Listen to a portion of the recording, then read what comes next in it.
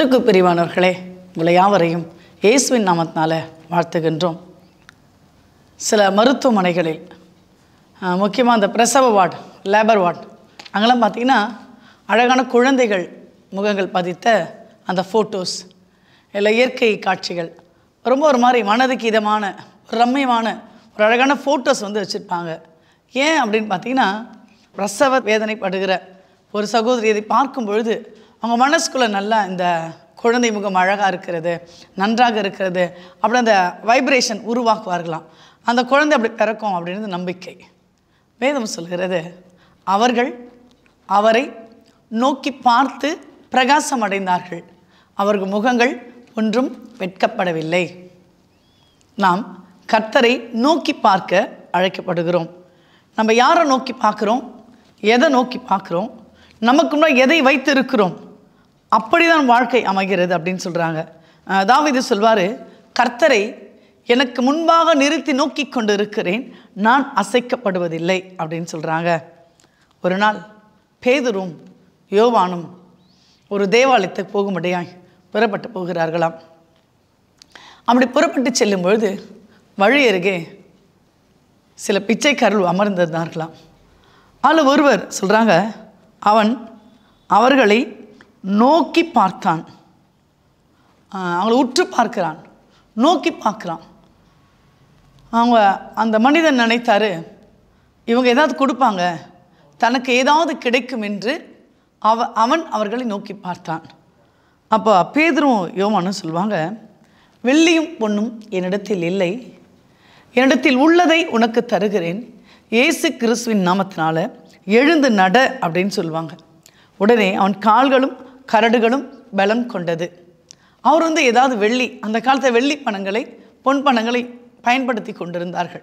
அதனால் அவர் என்ன நினச்சாரு, பார்க்குறதுக்கு ரொம்ப நல்லா இருக்காங்க, கொஞ்சம் ஐஸ்வர்யான இருக்கிறாங்க, நமக்கு எதாவது உதவி செய்வாங்க அப்படின்னு சொல்லிட்டு அவங்க நோக்கி பார்க்குறாங்க.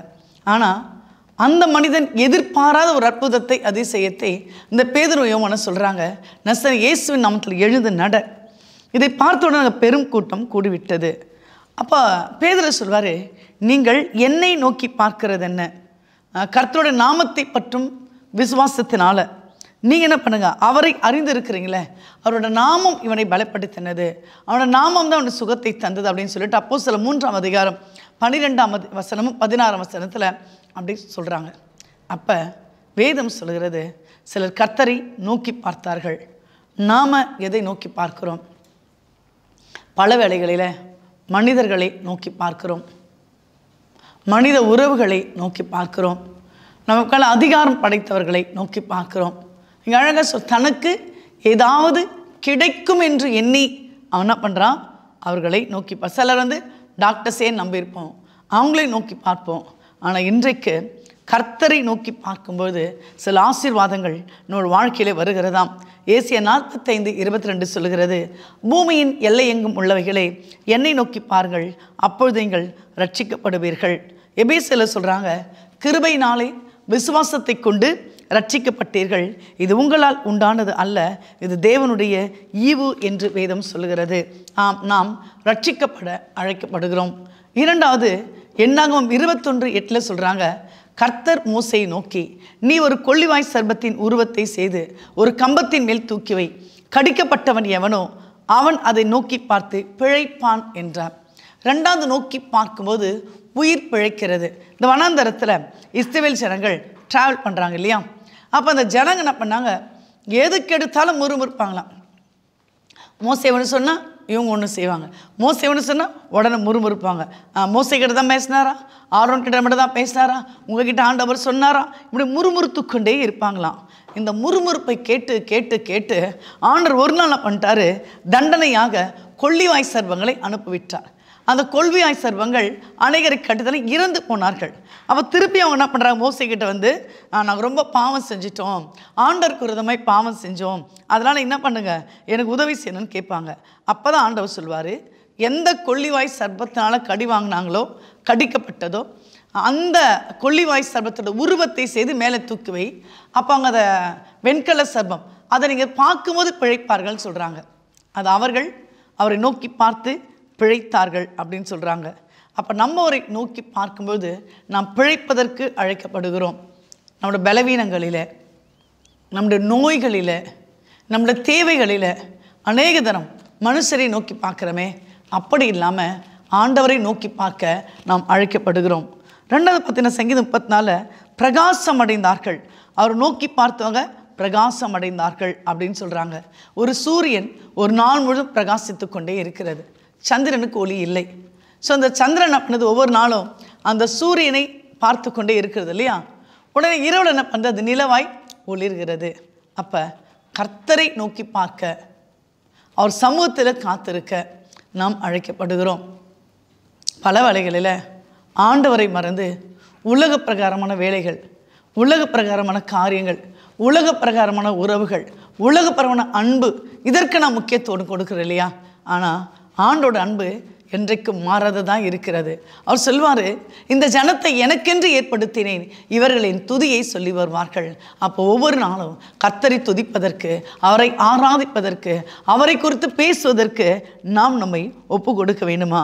ஆண்டவர் சொல்வார், இவ்விதமாய் மனுஷருங்கள் நற்கிரியை கண்டு பரலோகத்தில் பிதாவை மகிமைப்படுத்தும்படி உங்கள் வெளிச்சம் அவர்களுக்கு முன்பாக பிரகாசிக்க கடவுது.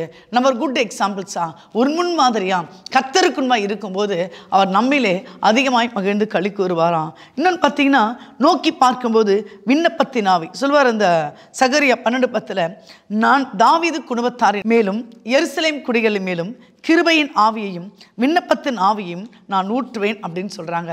நிறைய பேர் சொல்லுகிற ஒரு வார்த்தை என்னென்னா, நல்லா ஜெபிக்கணும்னு ஆசை தான், அதனால் ஜெபம் பண்ண முடியல, ஜெபிக்க முடியல, துதிக்க முடியல, வேதத்தை வாசிக்க முடியல, ஜெபம் பண்ணும்போது டைவர்ஷன்ஸ் வருகிறது, ஜெபிக்கும் போது தூக்கம் வருகிறது, இப்படி நிறைய பேர் சொல்கிறாங்கல்ல. ஆண்டவர் சொல்கிறாரு, அந்நாட்களிலே இஸ்ரவேல் குடும்பத்தோடும் யூதாவின் குடும்பத்தோடும் என் புதிய உடன்படிக்கை செய்வேன், என் விண்ணப்பத்தின் ஆவி அவர்களுக்கு மேலே ஊற்றுவேன், என் ஜெப ஆவி அவர்களுக்கு மேலே ஊற்றுவேன். இன்றைக்கு கர்த்தர் உங்களுக்கு மேலே ஒரு விண்ணப்பத்தின் ஆவியை, ஒரு ஜெப ஆவியை ஊற்ற ஆவல் உள்ள தேவனாக இருக்கிறாரு.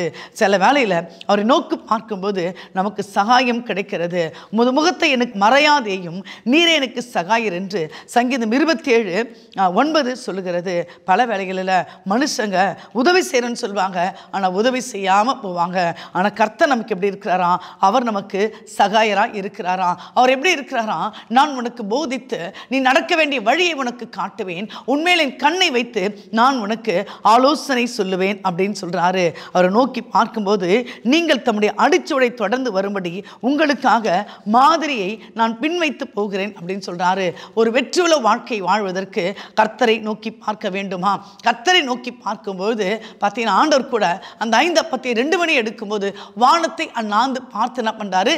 அந்த அப்பத்தை பிட்டு ஜனங்களுக்கு கொடுக்கிறாராம். அப்ப நம்ம கர்த்தரை நோக்கி பார்க்கிறது அப்படின்னு சொன்னா, உலகத்தையோ உலக மனிதர்களையோ உலக ஆசையோ உலகத்தின் காரியத்தையோ செகண்டரியா வைத்தது கர்த்தரை எனக்கு முன்பாக நிறுத்தி நோக்கி கொண்டிருக்கிறேன்னு சொல்றாங்களே. அப்ப அந்த ஃபர்ஸ்ட் பிளேஸை, அந்த முதல் இடத்தை கர்த்தருக்கு கொடுக்க வேண்டும். வேதம் சொல்கிறது, முதலாவது தேவனுடைய ராஜ்யத்தையும் அவருடைய நீதியும் தேடுங்கள், அப்பொழுது இவைகள் எல்லாம் உங்களுக்கு கூட கொடுக்கப்படும். ஒருவேளை இந்த யூடியூப்ல எனக்கு என்ன காரியம் நடக்கணும் அப்படின்னு நினைக்கிறீங்க. ஒருவேளை உங்கள் குழந்தைகள் தேர்வுகளை எழுதியிருக்கலாம், ஒரு ஆலயத்தில் நீங்கள் உயர்த்தப்படணும் அப்படின்னு நினைக்கலாம், ஒரு வேலைக்காக காத்திருக்கலாம், ஒரு திருமணத்துக்காக காத்திருக்கலாம், ஒரு வீடுகளை கட்டணும்னு காத்திருக்கலாம். நிறைய பேர் அந்நிய தேசம் ஃபாரின் போகணும், அதற்கான ப்ராசஸில் கர்த்தரோட கரம் இறங்கணும் அப்படிலாம் கூட நிறைய பேர் சொல்கிறீங்க. நிறைய பேர் குடும்பத்தில் பிரிவினைகள், சண்டைகள், போராட்டங்கள், குடும்ப முறிவுகள் இதெல்லாம் இருக்குது. காரணம் என்ன தெரியுமா? நம்ம கர்த்தரை நோக்கி பார்க்கறதில்ல. அங்கும் இங்கும் ஆலோசனைக்காக ஓடுகிறோம், மனுஷ ஆலோசனைக்காக ஓடுகிறோம், மனிதன் வாயில் பிறக்கிற வார்த்தைகளை கேட்க ஓடுகிறோம். ஆனால் ஆண்டவர் சொல்றாரு, நான் என்ன பண்றேன்? நான் ஆஸ்வதிக்க வல்லமையுள்ள தேவனாக இருக்கிறேன், நீ நோக்கி பார்ப்பாயா? நீ நோக்கி பார்ப்பாயா? யாக்கோபு கூட இருப்பார் பாருங்க, அவர் லாபான் வீட்டில் அவர் வேலை செய்து கொண்டு இருப்பார். அப்போ என்ன பண்ணுவாங்க? 10 முறை சம்பளத்தை மாற்றுவாங்க. அப்போ யாக்கோபுக்கு ஆண்டவர் சொல்றாரு, சொப்பனத்தில் தோன்றி யாக்கோபே நீ என்ன பண்ணு, அந்த பலத்தாடுகள் பொழியும் போது தரிசனத்தை என்ன சொல்வார்னா, அர்வோன் மர பட்டைகளையும் புன்னை மர கொம்மைகள், அது அந்த தோலை உரிச்சி ஆடுகள் பொழிய இடத்தில் போடு, அப்பொழுது அது பலத்த ஆடுகள் பொழியும் அப்படின்னு அப்படின்னு சொல்லுவார். அப்போ ஆண்டவர் பாருங்க யாக்கோபை நினைத்தல. ஏன்னா யாக்கோபு பனியிலும் வெயிலும் யாரை நோக்கி பார்த்தாருன்னா ஆண்டவரை நோக்கி பார்த்தாரு. தாவீது ஆண்டவரை நோக்கி பார்த்தார். ஆபிரகாம் தன் கண்களை ஏறிட்டு, லோத்து தன் கண்களை ஏறிட்டு ஒவ்வொருவரும் ஆண்டவரை நோக்கி பார்த்தாங்க. ஸோ ஒருவேளை நான் வெட்கம் இல்லை துக்கம் இல்லை சோகம் ஏதோ ஒரு ஃபீலிங், அதனால் வெளியே போக முடியல, அதனால் எந்த காரியமே செய்ய முடியல, எல்லாம் தோல்வியாய் முடிகிறது, தோல்வி பயம் என்னை அழுத்துகிறது, எதிர்கால பயம் எனக்குள்ள இருக்கிறது அப்படின்னு நினைச்சீங்கன்னா நீங்கள் செய்ய வேண்டியது ஒன்று தான். யாரையும் பார்க்கவானா ஆண்டவரே உம்முடைய சமூகத்தில் என்னை தாழ்த்துகிறேன் என்று நீங்கள் மணிக்கணக்கில் ஜெபிக்க ஆரம்பிங்களேன். பரலோகத்தை நோக்கி, இந்த பைபிளில் கூட சொல்லும், அவர்கள் அவரை நோக்கி பார்த்து பரலோகத்தின் தேவனை நோக்கி விண்ணப்பம், எஸ்ரா நெகேமியா பரலோகத்தின் தேவனை நோக்கி விண்ணப்பம் பண்ணினார்கள். அவ கர்த்தரை நோக்கி பார்க்கும் பொழுது அவர் என்ன பண்ணுவார்? நம்ம முகத்தை பிரகாசிக்க வல்லமுள்ள தேவனாய் இருக்கிறார். அது மாத்திரம் அல்ல, நாம் வேண்டுவதற்கும் நாம் நினைப்பதற்கும் அதிகமான அற்புதங்களை அவர் நம் வாழ்க்கையை செய்வதற்கு வல்லமுள்ள தேவனாய் இருக்கிறார். மரியாள் கூட சொல்லுவாங்க, வல்லமையானவர் மகிமையான காரியங்கள் எனக்கு செய்தார். ஒருவேளை உங்க வாழ்க்கையில எந்த வாசல் அடைக்கப்பட்டு இருக்கிறதோ மரியாதை போல நீங்கள் தாழ்த்துவ சொல்லுவாங்க, நான் ஆண்டவருக்கு அடிமை அப்படின்னு தாழ்த்துவாங்க. அப்படி தாழ்த்தி ஆண்டவரை நோக்கி பார்க்கும்போது இயற்கைக்கு மேற்பட்ட அற்புதங்களை நம்முடைய வாழ்விலை செய்வதற்கு கர்த்தர் வல்லமையுள்ள தேவனாய் இருக்கிறார். தேவன் தாமே இந்த வசனங்களை ஆசீர்வதிப்பாராக. ஆமென். எங்கள் அன்பின் பரலோக ராஜாவே, உம்மை நன்றியோடு கூட துதிக்கிற ஆண்டவரே, நீர் கூட 5 அப்பத்தை எடுத்து பிதாவை நோக்கி பார்த்தீர் என்று வேதம் சொல்லுகிறது. ஆண்டவரே, தாவீதோட அனுபவத்தில் எப்போதும் தாவீது உம்மையே நோக்கி பார்த்தார். ஆண்டவரே, ஒருவேளை இதுவரை உலகத்தை நம்பியும் பணத்தை நம்பியும் செல்வத்தை நம்பியும் பொருளை நம்பியும் எதையோ முன்பாக வைத்து நாங்கள் ஓடி இருந்தால் எங்களை தயவாய் மன்னித்தாண்டவரை, இந்த நாளிலிருந்து ஒரு விண்ணப்பத்தின் ஆவியை, ஒரு ஜெப ஆவியை, ஒரு மன்றாட்டின் ஆவியை, உம்மை நோக்கி பார்க்கிற உன்னத அனுபவத்தை நீர் எங்களுக்கு தருவீராக. ஆண்டவரை, எங்கள் குடும்பங்களை ஆஸ்வதிங்க. ஆண்டவரை, எங்கள் பிள்ளைகளை ஆஸ்வதிங்க. கர்த்தாவே, நீர் எங்களுக்காக வைத்திருக்கிற உம்முடைய நோக்கங்களும் உம்முடைய திட்டங்களும் உம்முடைய தீர்மானங்களும் எங்கள் வாழ்க்கையில் நிறைவேறட்டாண்டவரை, நாங்களோ எங்கள் குடும்பங்களோ முன்னேறக்கூடாது தடை செய்கிற எல்லா பொல்லாத ஆவிகளை, பொல்லாத கட்டுகளை, பொல்லாத கிரியைகளை, பொல்லாத தந்திரங்களை இயேசுவின் நாமத்தினால, இயேசுவின் இரத்தத்தால, இயேசு கிறிஸ்துவின் உயிர்த்தெழுந்த வல்லமையினால வேரோட பிடுங்கி இடித்து அழித்து கவிழ்த்து சுட்டரித்து சாம்பலாக்கி அக்கினி கடலிலே போடுகிற ஆண்டவரே, நீர் ஒருவராய் பெரிய அதிசயங்களை செய்கிற தேவன் அல்லவா. எங்கள் வாழ்க்கையில் அதிசயங்களை செய்யுங்க, ஆசீர்வதிங்க. இயேசுவின் வழியாய் கேட்கிறோம் ஜீவனுமுள்ள நல்ல பிதாவே. ஆமேன், ஆமேன்.